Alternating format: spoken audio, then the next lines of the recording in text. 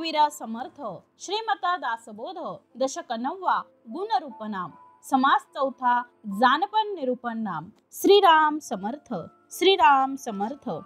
पृथ्वीमध्ये लोक सकळ एक संपन्न एक दुर्बळ एक निर्मळ एक ओंगळ काय निमित्त। श्री समर्थांनी दशक 9 ज्याचं नाव आहे गुणरूप नाम आणि समास 4 जानपण निरूपण नाम याचं श्रवण समर्थ आपल्याला देतात आहे। येथे श्रोत्यांनी प्रथम काही प्रश्न केले आहेत। पृथ्वीमध्ये लोक सकळ एक संपन्न एक दुर्बळ एक निर्मळ एक ओंगळ काय निमित्त। श्रोत्यांनी प्रश्न केलेले आहेत की तो म्हणतो आहे श्रोता की पृथ्वीमध्ये अनेक लोक आहेत, त्यात कुणी संपन्न आहे तर कुणी दुर्बळ आहे, कुणी निर्मळ आहे तर कुणी ओंगळ असतो, याचं कारण काय आहे। कित्येक राजे नांदती कित्येक दरिद्र भोगती, किती एकांची उत्तम स्थिती कित्येक अधमोद्धम।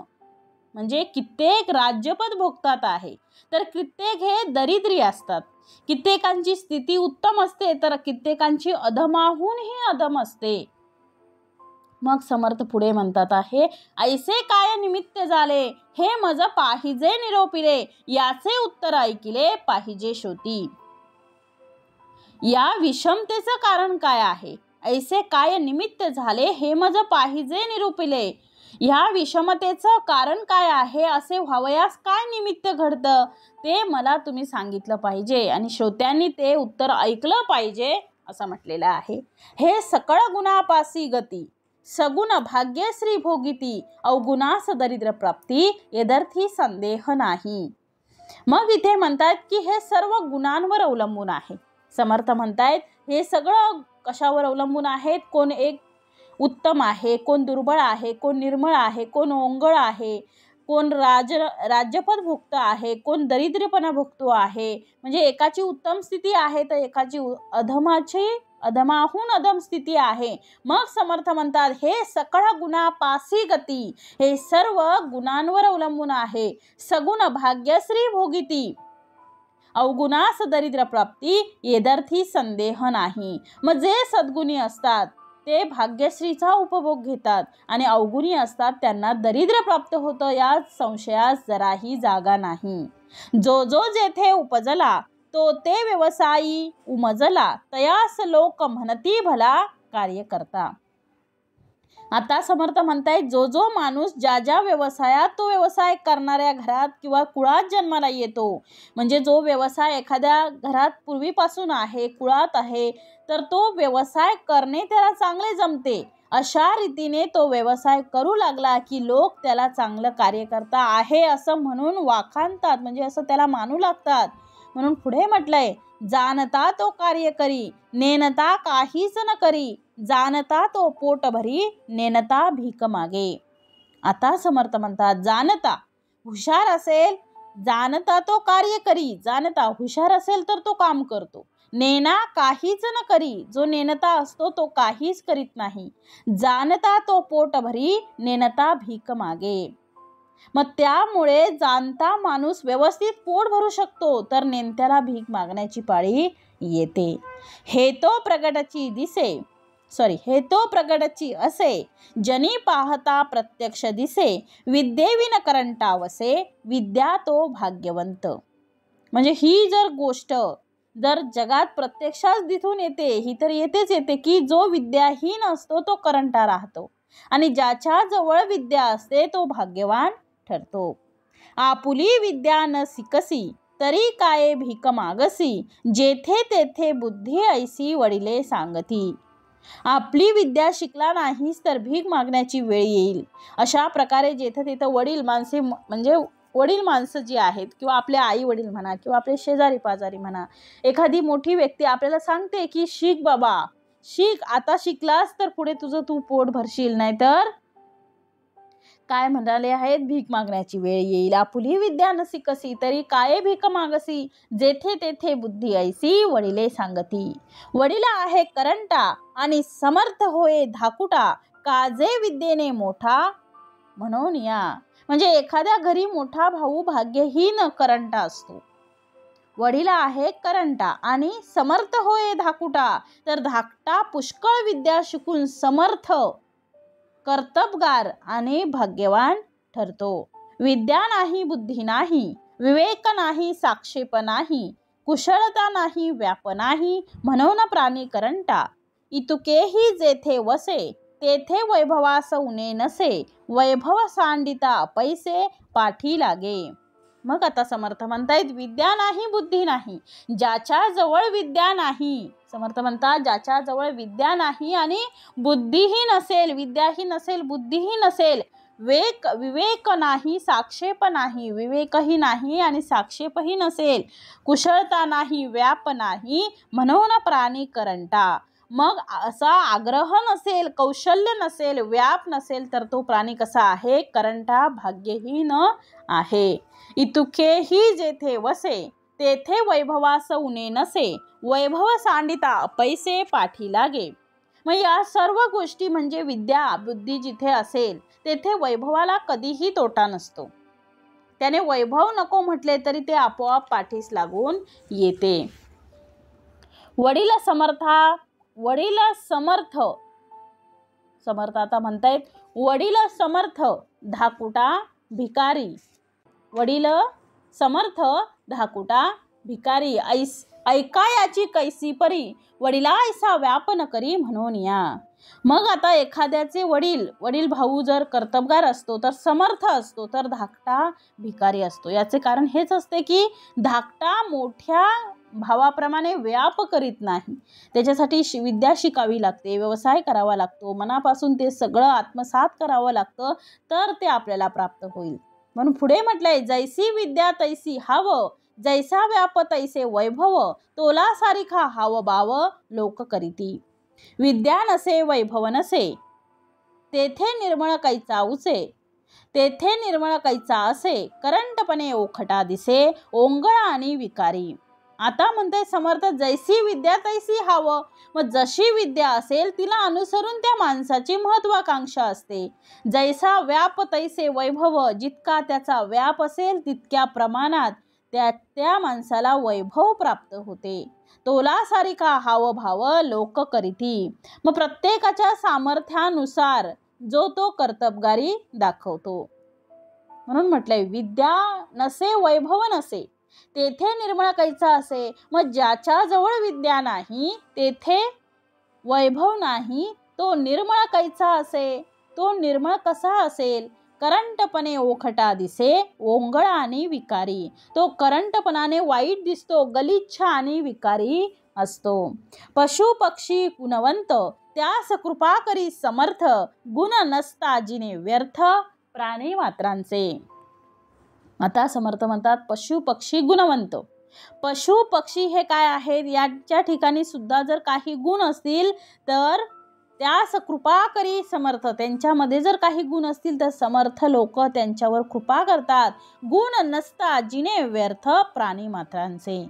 काही चांगले गुण जर नसतील तर त्या प्राणी मात्रांचे जिने कसं आहे? व्यर्थ आहे. गुण नसता जिने व्यर्थ प्राणी मात्रांचे, म्हणजे जसं माणसाचं आहे तसं प्राण्यांचंही आहे. गुण नाही, गौरव नाही, सामर्थ्य नाही, महत्व नाही, कुशलता नाही, तर्क नाही प्राणी मात्रांसी. या कारणे उत्तम गुण, तेची भाग्याचे लक्षण, लक्षणे विन अवलक्षण सहजची झाले. आता म्हटलंय समर्थाने गुण नाही, गौरव नाही. गुण, काही माणसे अशी असतात की त्यांच्या अंगी गुण, मोठेपणा, सामर्थ्य, महत्व, कुशलता अथवा तर्क यापैकी काहीच नसतं. गुण नाहीत, दुसरं गौरव नाही, तिसरं म्हटलंय मोठेपणा नाही, सामर्थ्य नाही, महत्व नाही, सामर्थ्यही नाही, महत्वही नाही, कुशलता नाही, तर्क नाही, कुशलता पण नाही अथवा तर्क पण नाही. यापैकी त्यांच्याकडे काहीच नसते. अशी पण काही माणसं असतात. या कारणे उत्तम गुण, तेची भाग्याचे लक्षण, लक्षणे विन अवलक्षण सहजची झाले. जनामध्ये जो जाणता त्यास आहे मान्यता, कोणी एक विद्या असता महत्व पावे. आता समर्थ म्हणतायत या कारणे उत्तम गुण. मग म्हणून उत्तम गुण हेच काय आहे, तेची भाग्याचे लक्षण. या कारणे उत्तम गुण तेची भाग्याचे लक्षण. म्हणून उत्तम गुण हेच भाग्याचे लक्षण आहे. लक्षणे विन अवलक्षण सहजची झाले. मग या उलट ते जर नसतील तर भाग्याच्या लक्षणाऐवजी जेथे सहजच अवलक्षण दिसून येते. म्हणून म्हटलंय, जनामध्ये जो जाणता त्यास आहे मान्यता, कोणी एक विद्या असता महत्व पावे. जो जाणता माणूस असतो, जनामध्ये जो जाणता माणूस आहे त्यास आहे मान्यता, त्याला लोकात मान्यता मिळते. कोणी एक विद्या असता महत्व पावे. काही ना काही विद्या जर येत असेल तर सहजच महत्व त्यांना प्राप्त होते. प्रपंच अथवा परमार्थ जाणता तोची समर्थ, नेनता जाणीजे व्यर्थ निकारण. नेनता विंचू सरपडसे, नेनता जीवघात असे, नेनता कार्य नासे कोणी एक. आता समर्थ म्हणताय, जनामध्ये जो जाणता म्हणजे जो जाणता पुरुष आहे त्यालाच लोक मान्यता देतात. का देतात? कोणी एक विद्या असता महत्व पावे, कारण त्याच्याजवळ विद्याच तशी आहे म्हणून त्याला जाणता म्हटलेला आहे.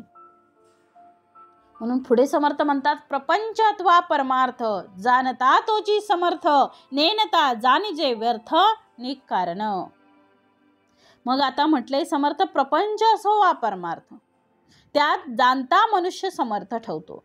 प्रपंच असेल, परमार्थ असेल, त्यात जो जाणता आहे तोच समर्थ ठरणार. नेनता जाणीजे व्यर्थ निकारण. नेनता असेल तो कुचकामाचा असून व्यर्थच जगतो. नेनता विंचू सरपडसे, नेनता जीवघात असे, नेनता कार्य नासे कोणी एक. नेनता विंचू सरपडसे, मग अज्ञानामुळे विंचू सरपडसे, विंचू अज्ञानामुळे विंचू साप डसतो, किंवा नेनता जीवघात असे, अज्ञानी माणूसच समर्थ म्हणतात त्या अज्ञानामुळे जीवघात होतो आणि एखादे कार्यही नेनता कार्य नासे कोणी एक, एखादे कार्यही अज्ञानामुळेच बिघडते. नेनता प्राणी सितरे, नेनपणे तर्रे भरे, नेनपणे ठके विसरे पदार्थ काही. अज्ञानी माणूसच काय होतो, नेनता प्राणी सिंतरे फसतो. अज्ञानी माणूसच तर्रे भरे, नेनपणे तर्रे भरे, अज्ञानी माणूसच तर्रेवाईकापणे वागतो आणि नेनपणे ठके विसरे पदार्थ काही. तो वागतो किंवा पदार्थ वस्तू यांचा त्याला विसर पडतो. नेनता वैरी जिंकिती, नेनता अपायी पडती, नेनता संहारती घडती जीवनास.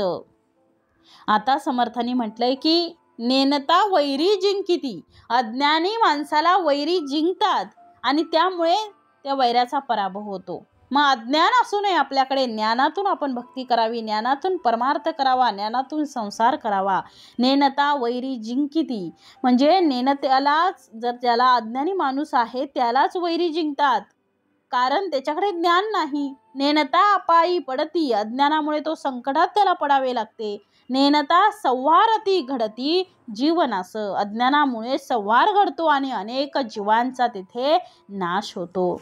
आपुले स्वहित नकळे जना, तेने भोगिती यातना, ज्ञान नेनता अज्ञाना अधोगती. आपुले स्वहित न कळे जना. मग आता म्हटलंय, लोकांना आपले हित कशात आहे, आपले स्वहित म्हणजे आपलं स्वतःचं हित, आपले स्वहित न कळे जना, आपले स्वतःचं हित कशात आहे हे त्यांना कळत नाही.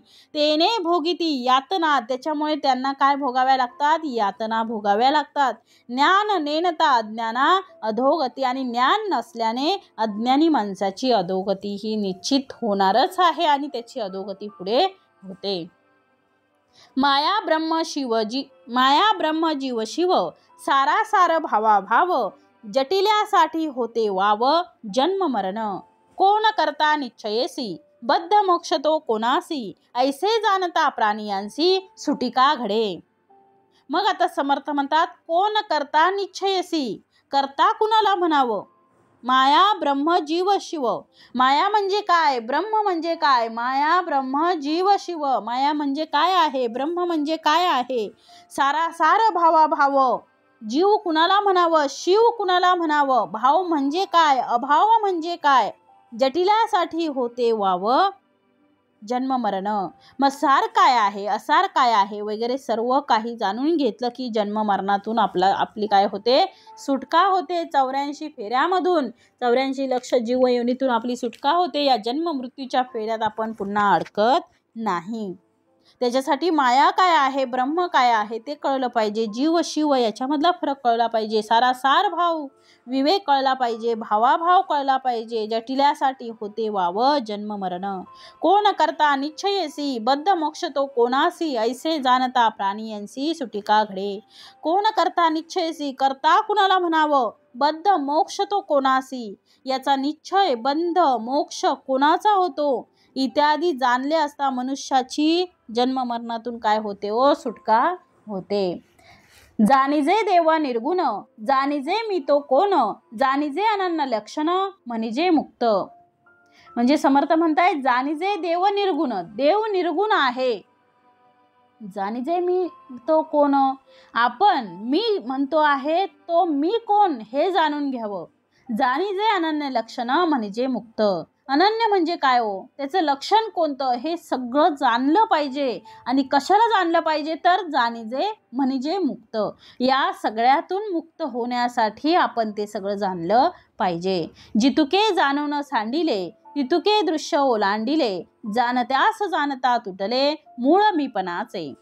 जितुके जाणून सांडिले, सर्वांचं स्वरूप जाणून तितुके दृश्य ओलांडिले, त्याचा त्याग केला. सर्वांचं स्वरूप जाणून त्याचा त्याग केला. आणि समर्थ म्हणतात जितके दृश्य आहे तितुके दृश्य ओलांडले, जितके दृश्य आहे ते नाशिवंत जाणून त्यास ओलांडलं. आणि मग जाणत्यास जाणता तुटले मूळ मीपणाचे. आणि हे सर्व जाणणारा जो आत्मा आहे त्याला जाणले आणि त्यामुळे मीपणाचं मूळच काय झालं, नाहीस झालं. न जाणता कोटीवरी साधने केली परोपरी, तरी मोक्षास अधिकारी होणार नाही. आता समर्थ म्हणतात आहे की वरील सर्व गोष्टी न जाणता परोपरीने कोट्यावधी साधने केली तरी तो माणूस मोक्षाचा अधिकारी होणार नाही. माया ब्रह्म ओळखावे, आपणास आपण जाणावे, इतुक्यासाठी स्वभावे चुके जन्म. माया कशी आहे, माया काय आहे, ब्रह्माचं स्वरूप काय आहे, माया ब्रह्म ओळखावे, ब्रह्माचं स्वरूप काय आहे हे ओळखावं. आणि आपणास आपण जाणावे आणि स्वरूपाचे अनुसंधान ठेवून आपण आपल्याला जाणून घ्यावं. इतुक्यासाठी स्वभावे चुके जन्म. हे सर्व केल्याने स्वाभाविकपणे पुन्हा जन्मावं लागत नाही. मग आपला पुन्हा जन्म होणार नाही. कारण आपल्याला कळालेलं आहे आता पुनरुपी जन्म मरणम नको. पुन्हा पुन्हा त्या 84 लक्ष फेऱ्यामध्ये आपल्याला अडकायचं नाही आहे. आणि याच्यातून आपल्याला हळूहळू आपण मोक्षाकडेच वाटचाल करणार आहोत. जाणता समर्थांचे अंतर, प्रसंगे वर्ते तदनंतर, भाग्य वैभव अपार तेनेच पावे. समर्थांचे अंतरंग जाणून, जाणता समर्थांचे अंतर, समर्थांचे अंतरंग जाणून घेऊन नंतर प्रसंगानुसार योग्य आचरण केल्याने समर्थ म्हणतात भाग्य वैभव अपार तेनेच पावे. खूप उत्तमाची ओवी आहे हो. जाणता समर्थांचे अंतर, प्रसंगे वर्ते तदनंतर, समर्थांचे अंतरंग जाणून घेऊन नंतर प्रसंगानुसार योग्य आचरण केल्याने आपल्याला काय प्राप्त होणार आहे, समर्थ काय देणार आहे तर भाग्य वैभव अपार अपार देणार आहे. कधीही कमी न पडणार देणार आहे. तेनेच पावे. हे सगळं वैभव आपल्याला प्राप्त होणार आहे.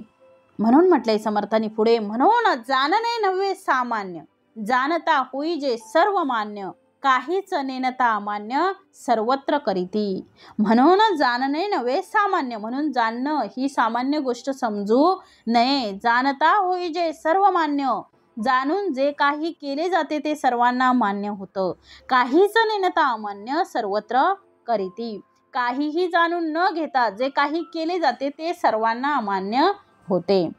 पदार्थ देखून भूतभावी, नेनते झडपोन प्राण ठेवी, मिथ्या आहे उठा ठेवी जाणते जाणती. जाणत्यास कळे वर्म, नेनत्याचे खोटे कर्म, सकळ काही धर्माधर्म जाणता कळे. आता समर्थ म्हणतायत की पदार्थ देखून भूतभावी.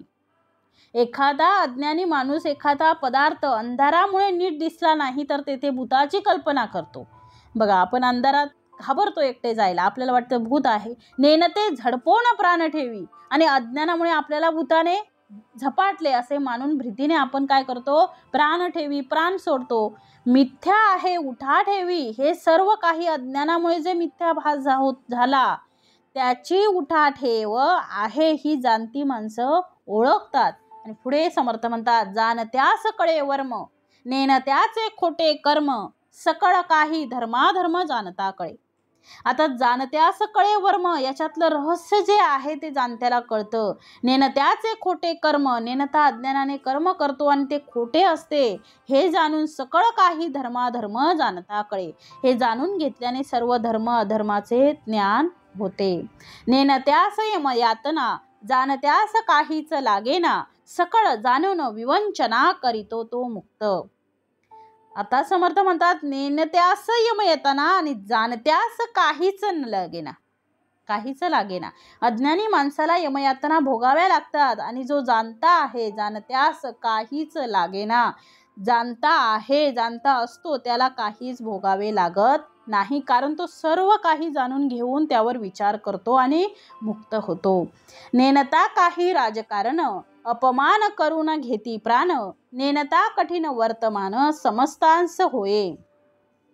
ज्याला व्यवहारात कसं वागावं, नेणता काही राजकारण, अपमान करून घेती प्राण, ज्याला व्यवहारात कसे वागावे याचे ज्ञान नसते, तो एखादे वेळी दुसऱ्याचा अपमान करून त्याचा प्राणही घेतो आणि त्यामुळे नेणता कठीण वर्तमान समस्तांस होय, आणि त्यामुळे त्याच्या अज्ञानामुळे सगळ्यांच्यावर कठीण प्रसंग येतो. म्हणून या नेणने खोटे, नेणते प्राणी ते करंटे, जाणता विवरता तुटे जन्म मरण. म्हणूनच अज्ञान हे वाईट आहे आणि अज्ञानी प्राणी करंटे असतात. म्हणून ज्ञान प्राप्त करून त्याचं चिंतन केलं असता जन्म मरणातून आपली सुटका होते. जाणता विवरता तुटे जन्म मरण. म्हणून अलक्ष करू नये, जाणणे हाची उपाय, जाणता सापडे सोये परलोकाची. म्हणून ज्ञानाकडे दुर्लक्ष करू नये. जाणणे हा एकमेव उपाय असून त्यानेच परलोकाची सोय आपल्याला सापडते. जाणणे सकळांस प्रमाण, मूर्खांस वाटे अप्रमाण, परंतु अलिप्तपणाची खुण जाणता कळे. ज्ञान हे सर्वांना प्रमाण वाटते, जाणणे सकळांस प्रमाण. ज्ञान हे सगळ्यांना प्रमाण वाटते, मूर्खास वाटे अप्रमाण, पण मूर्खाला मात्र ते काय वाटतं, अप्रमाण वाटतं. परंतु अलिप्तपणाची खूण जाणता कळे, पण ज्ञानामुळेच अलिप्तपणाची खूण कळते. एक जाणणे करून परते, कोण सोडी प्राणी यांते, कोणी एक कार्य जेते, जटिल्या विन नकळे.